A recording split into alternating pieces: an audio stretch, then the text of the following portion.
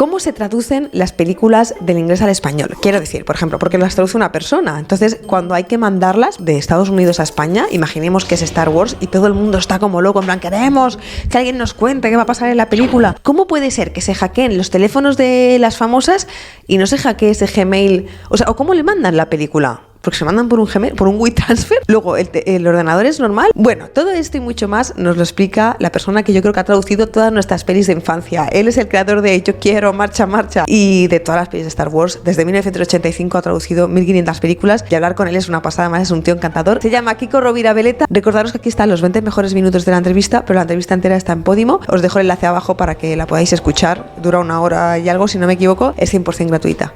Tenía la duda.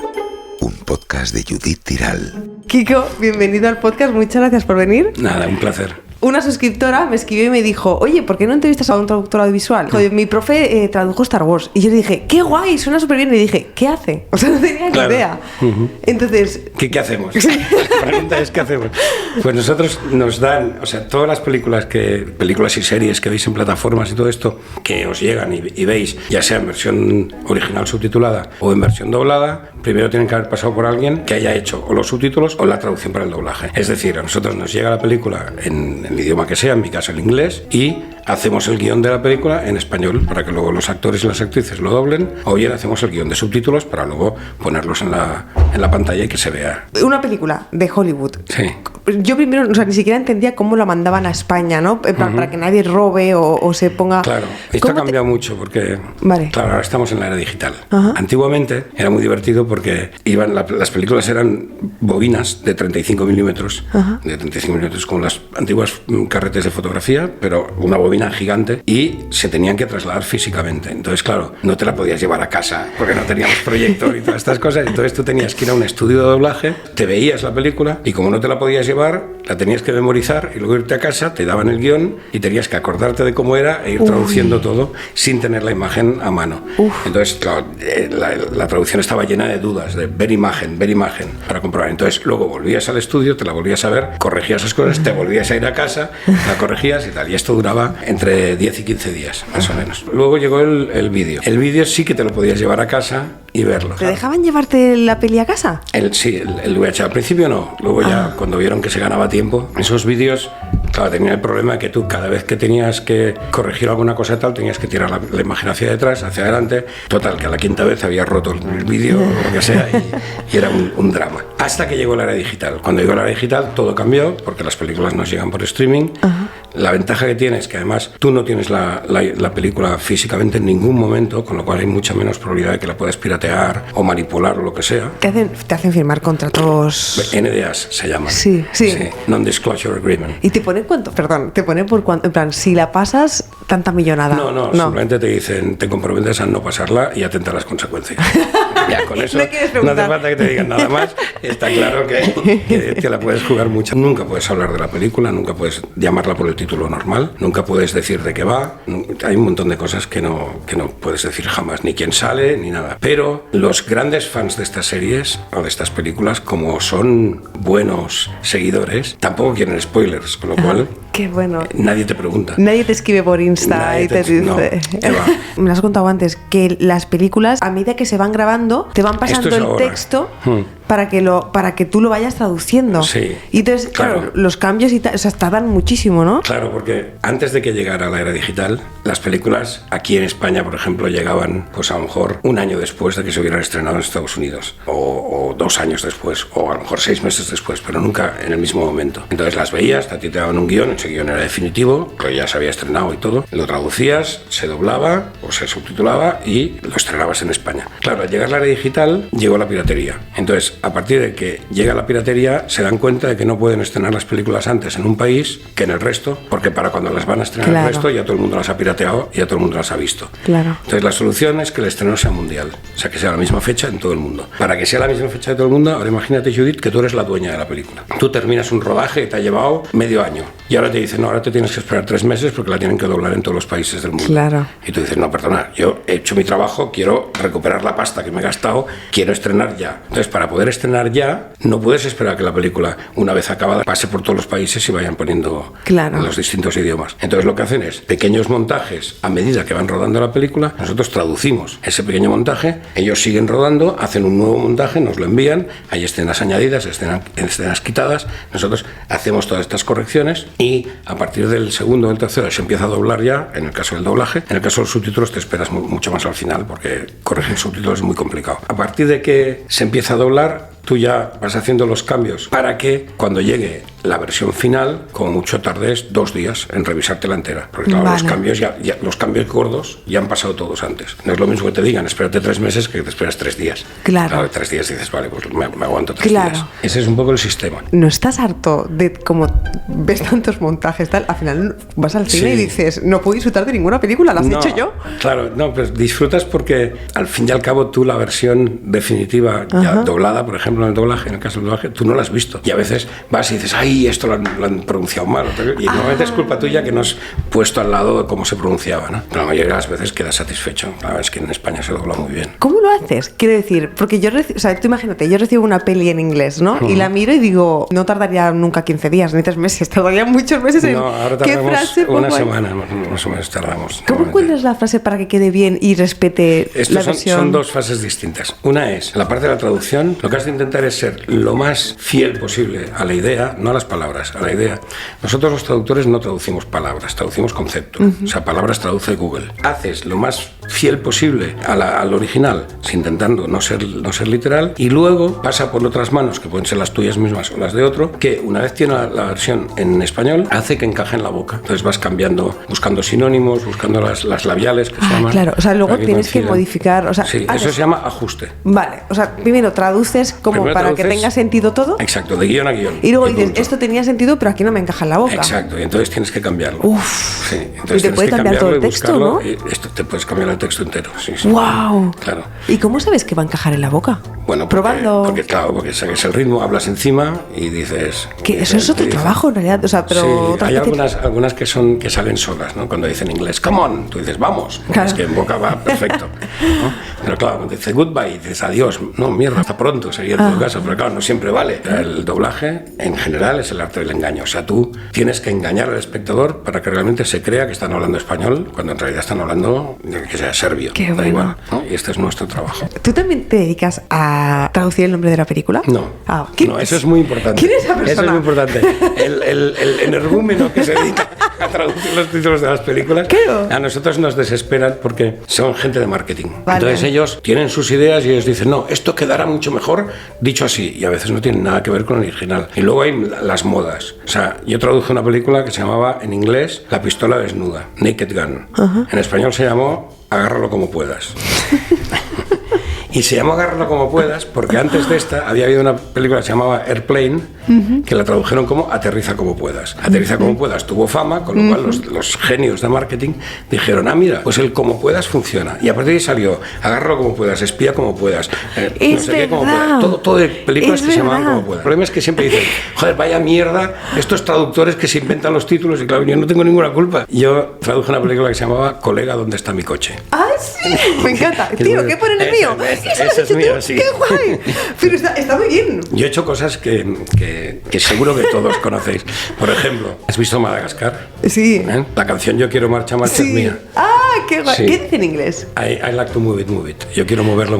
Ah, qué bueno. Claro, pero quedaba bien, yo quiero marcha. ¿A ti quién te lo valida esto? O sea, tú lo escribes y ¿a quién se lo mandas? Yo se lo mando, si no lo hago yo, al ajustador, al que encaja. Ah, vale. Normalmente cuando son canciones o poemas o cosas así, yo intento dejarlos para que no me los toquen, porque claro, yo les he dado vueltas y es una pena pasarte horas encontrando cómo decir bien una cosa y que luego coja la otra persona y te lo cambie. Sí. En los diálogos no me importa, pero esto... Entonces yo procuro que además, como yo también ajusto, pues es fácil dejarlo encajado. Luego pasa por un supervisor que lo pone la distribuidora y luego el propio cliente que se lo mira. Ahí vienen todos los cambios, las correcciones y tal, pero eso es lo normal. Hay mucho dinero en juego. Y cuando has dicho también, Kiko, que ahora el traducir la película y tal, igual ahora son 3 meses porque lo van haciendo en directo, ¿a ellos les sale mucho más caro? ¿O dicen, no, es por película? No, porque es mucho más trabajo. Les sale caro porque tienen que hacer montajes, pero es igual. Ahora las películas tienen unos presupuestos muchísimo más grandes que antes y se sacan luego muchísimo más dinero Wow. En taquilla se forran. Upa, Luego está... nosotros cobramos una mierda, pero... Sí. Bueno, sí cobramos poco. Para lo que Es puede ser una freelance. película, soy freelance. Ahora, por ejemplo, cuando me has dicho que te van mandando los fragmentos, te lo mandan No, a ti te mandan guión y te mandan imagen. Cuando tú trabajas en cosas gordas, Sí. digamos Marvel o Sí. esto, tú, por ejemplo, el guión que te lo mandan al ordenador, pero tú no lo puedes imprimir, o sea, tú no puedes tener nada físico. Vale. Todo está dentro de la pantalla de tu ordenador porque está en una nube. Vale. Entonces tú te lo puedes descargar de la nube temporalmente ¿Y a eso? tu Ostras, pantalla. Es que me resulta, o sea, estamos hablando de algo tan grande que me resulta como, ¿qué? ¿Y eso te lo mandan a ti, a tu Gmail personal? Bueno, Gmail no, ¿O es algo... a una cuenta personal mía. No, son cuentas propias, pero suele ser con dominio propio. Vale. Más que nada porque yo en mi ordenador, el ordenador de mi casa está auditado. Auditado quiere decir que tiene que cumplir una serie de requisitos, si no, no puedo trabajar. Anda. Porque si no tienes esos requisitos, tienes que hacer la película en el estudio, no la puedes hacer en casa. ¿Cómo? ¿Qué requisitos? Requisitos, por ejemplo, tener todo el ordenador cifrado, tener conexión por cable en vez de wifi, tener alarma en la casa, tener las ventanas tapadas para que no te puedan espiar. ¿Qué me estás diciendo? Sí. Esto no es mentira. No, es verdad. ¿Y cómo tienes las ventanas? Por ejemplo, si entra alguien en casa, tienes que apagar la pantalla para que no vean lo que estás haciendo y cosas así. Me resulta divertidísimo. Ya, pero es que claro, Qué las medidas de guay. seguridad yo las entiendo, porque realmente hay mucho en juego. Sí. Y ya que ellos han tenido el detalle de concederte hacer esa película, lo lógico es que Lo respetes, esa película claro. la respetes al máximo. Claro. Y tú no, físicamente no tenemos nunca material. Y a veces, pues, que yo entiendo que además eres súper fan de Star Wars porque tus Bueno, perras sí. me has estado enseñando fotos de tus... Y de Marvel también, sí. Claro, tienen nombres de personajes. Mi gato se llama Lucas por George Lucas, mi perro se llama Morgan por Morgan Freeman y Chewbacca por Chewbacca. Y cuando te llegaba, imagínate, ¿no? El fragmento y tal, y lo tienes que hacer, y tú mismo es como, ¿qué? ¿Esto es lo que pasa? ¿Qué? O todo el mundo va a alucinar con este momento, sí. ¿no? Te cuento otra anécdota pequeñita. Cuando volvió Star Wars, el episodio 7, entonces para hacer el episodio 7 nos mandaron a Estados Unidos. La película se iba a estrenar en diciembre, a nosotros nos mandaron a Estados Unidos en septiembre. Vas a Estados Unidos, conocí personalmente a J.J. Entonces, después de que nos dicen eso, pues medidas de seguridad a tope, que no podemos hablar con nadie, etcétera, normal, todas estas cosas, empiezas a ver la peli. Y en la peli del episodio 7 pasa algo muy gordo, que no voy a hacer nunca he spoilers. visto Star Wars, tío, pero, qué rabia. Bueno, prefiero no comentar. Pasa algo muy gordo. Bueno, pues lo peor de todo es estarte luego, desde septiembre hasta diciembre, sin poder decirle a nadie lo que has visto. Hubo un momento muy gracioso porque resulta que cuando ya habíamos saludado a Abrams se había ido, viene un tío gigantesco, un armario de 3 puertas, y dice, soy el jefe de seguridad. Damos por supuesto que esto no se lo han dicho a nadie que venían aquí, ni siquiera a sus familiares más cercanos. Hubo un silencio absoluto. Y yo estaba al lado del traductor italiano, que somos muy amigos, y le digo yo, mi mujer lo sabe. Yo a mi mujer se lo he dicho, tú imagínate, te dices que me voy de repente. Me voy, ¿a dónde te vas? A Los Ángeles. ¿A qué? Ah, no te lo puedo decir. Claro. Te dice, pues no vas. Evidentemente. ¿Sabes qué me ha sorprendido mucho? Que no lo había pensado. Que, por ejemplo, de yo quiero marcha, marcha, que al final tienes que poner tú como la broma, la tienes que crear, ¿no? Para que sea como más gracioso en español. Al final la película, o sea, es medio romántico, pero también tiene mucho de ti. Claro. O sea, tú creas Hombre, la película claro. también. De hecho, nosotros somos autores. De hecho, tenemos derechos de autor. Durante 10 años, en doblaje solo puede haber una versión española. A los 10 años se puede volver a hacer otra. Entonces, se llama redoblaje. Cuando alguien compra la peli y tal, ¿un tanto por ciento va para ti? Sí, un tanto muy pequeño, ¿eh? Ah, pero me alegro mucho, qué bien. Nosotros tenemos un porcentaje de taquilla, pero que es un 0,000 lo que sea. No, pero me alegro un montón. Sí, qué está bueno. bien. Cuando llevas pocas pelis, pues a lo mejor te tocan 20 céntimos, pero cuando llevas muchas como yo, pues sí. Ah, claro, si 10 años, ¿no? Va tirando...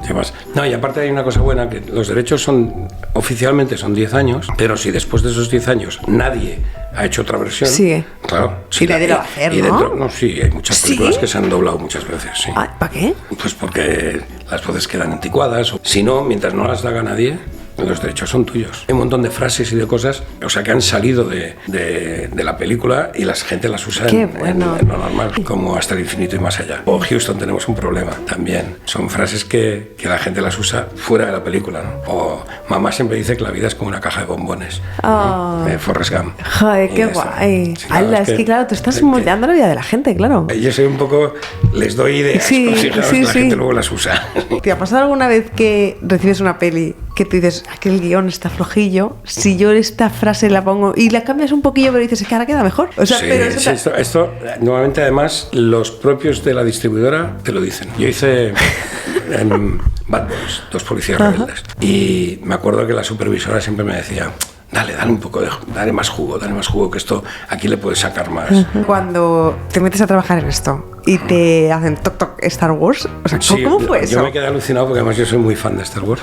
Cuando me dieron a mí el episodio 1, primero me dieron una especie de una hoja Excel que tenía en una columna todos los nombres de las cosas importantes, las cosas claves que habían salido en las 3 primeras. Entonces al lado había una columna y luego todos los que iban a salir en el episodio 1 y algunas de episodios posteriores. Entonces en la columna al lado yo tenía que poner las primeras cómo se habían traducido, si habían traducido más de una manera, porque como había traducido gente distinta, el lado oscuro o el reverso tenebroso, pues yo tenía que poner lado oscuro o reverso tenebroso. ¿Reverso tenebroso? Sí, así se llamó. O sea, yo iba poniendo todas las traducciones de las que ya habían salido y luego en las nuevas del episodio 1 y tal, mi traducción, mi propuesta. Entonces una siguiente columna donde en las que había más de una opción yo decía cuál era mi favorita. Otra columna más donde ellos decían, vale, aprobado o no, esta no nos convence. Y entonces al lado otra columna donde ellos hacían una contrapropuesta. Otra columna más donde yo decía si sí o si no la contrapropuesta, porque a veces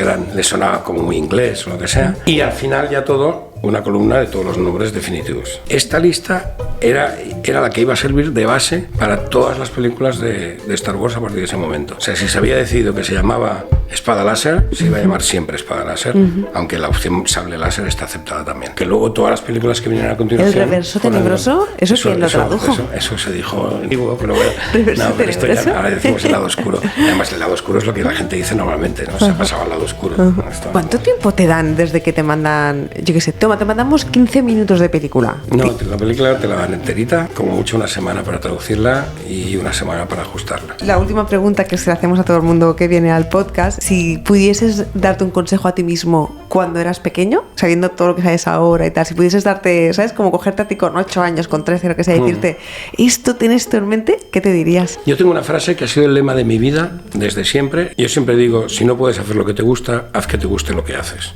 Entonces, yo me he basado en esto toda la vida. Qué bueno. Lo que me gustaba eran las arañas, pero ya que no pude dedicarme a las arañas porque no daban de comer, ¿no?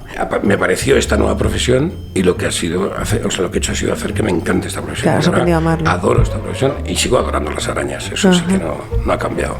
Qué bueno, muy interesante todo. Muchísimas gracias, Kiko. Te lo agradezco muchísimo. Sí. Te lo agradezco tanto, de verdad. Muchas gracias.